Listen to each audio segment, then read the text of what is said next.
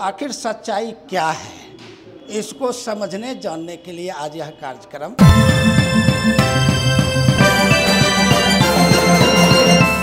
अपनी आज़ादी के 75 साल बाद भी भारत चीन की तरह विकास क्यों नहीं कर पाया? क्या कारण है कि 1947 में आज़ाद हुआ भारत चीन की तरह तरक्की नहीं कर सका? क्या भारत में भी 1948 की चीन की क्रांति की तरह कोई क्रांति होनी जरूरी थी? चीन इन दिनों अपने उद्योगपतियों और पूंजीपतियों पर क्यों नकेल कसने लगा है? क्या कम्युनिस्ट चीन को वापस समाजवाद की राह पर ले जा रहे हैं शी जिनपिंग? ये कुछ ऐसे सवाल हैं जिनका उत्तर चीन में नहीं, भारत के कई शहरों में ढूंढा जा रहा है।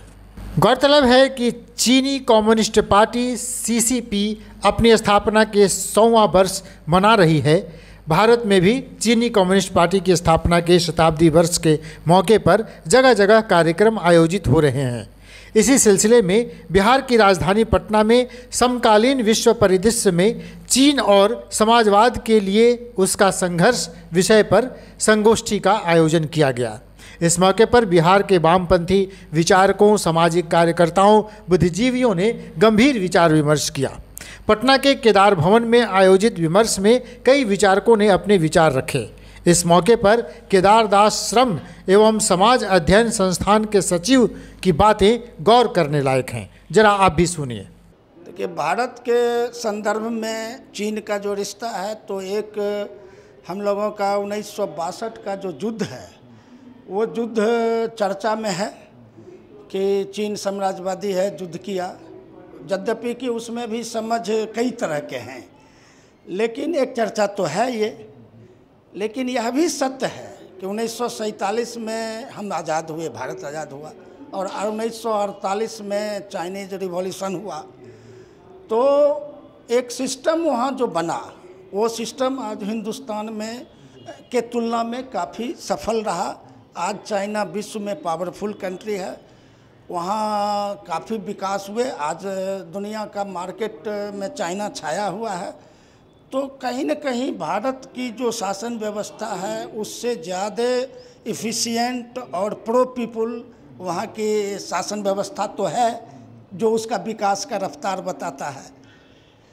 तो इससे ज़्यादा भारतीय संदर्भ में क्या कहा जाए? अगर भारत में भी उस तरह की क्रांति हुई होती, कम्युनिस्ट पार्टी तो 1925 में ही बनी भारत में, लेकिन कम्युनिस्ट पार्टी सफल नहीं हो पाई। बताते चले कि चीनी कम्युनिस्ट पार्टी की स्थापना के 100 साल पूरे होने पर आयोजित इस विमर्श में कई विचारकों ने यह बात रखी कि भारतीय मीडिया चीन की जैसी तस्वीरें पेश करती है, चीन के हालात वैसे हैं नहीं।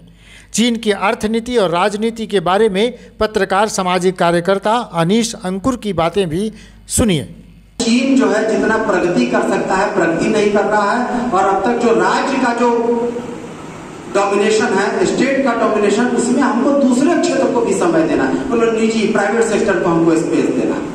और 4 कार्डिनल प्रिंसिपल देंग शॉपिंग बोला, पहला चीन सोशलिस्ट पार्ट पर रहेगा, दूसरा कम्युनिस्ट पार्टी का यहाँ शासन रहेगा, तीसरा हमेशा यहाँ पीपुल्स डेमोक्रेटिक डिक्टेटरशिप, मतलब मजदूर और किसान वर्ग की रहेगी, तीसरा मार्क्सिज्म लेनिनिज्म माओ सेतुंग थॉट। ये बात लोग आज तक वो लोग दोहराते हैं, आज तक उस चीज से उससे कोई समझौता नहीं किया। आप देखिए, कम्युनिस्ट पार्टी में जो लोग रहे हैं, हम जानते हैं कि एक तो देश की अर्थव्यवस्था को विदेश के लिए खोलना और निजी क्षेत्र को स्पेस देना। कम्युनिस्ट पार्टी की जैसी आदत रही है, जैसा व्यवहार रहा है, यह आसान काम नहीं था कि आप प्राइवेट कैपिटल के लिए स्पेस बनाइएगा। लेकिन देखिए, चीन ने इतना बड़ा रिस्क लिया और ये इतना बड़ा खतरा था कि उसमें कुछ भी हो सकता था, लेकिन आज उसने चीन के लिए वर्क किया, चीन के लिए उसने बहुत बड़ा काम किया, और चीन ने चमत्कारिक उपलब्धियां लागू की। अब तक सोवियत मॉडल हम लोग के पास था, सोवियत संघ में जो मॉडल था उससे डिफरेंट हट के चीन ने एक नया रास्ता अपनाया।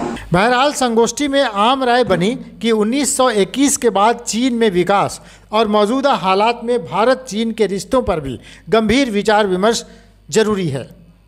विमर्श न्यूज़, पटना।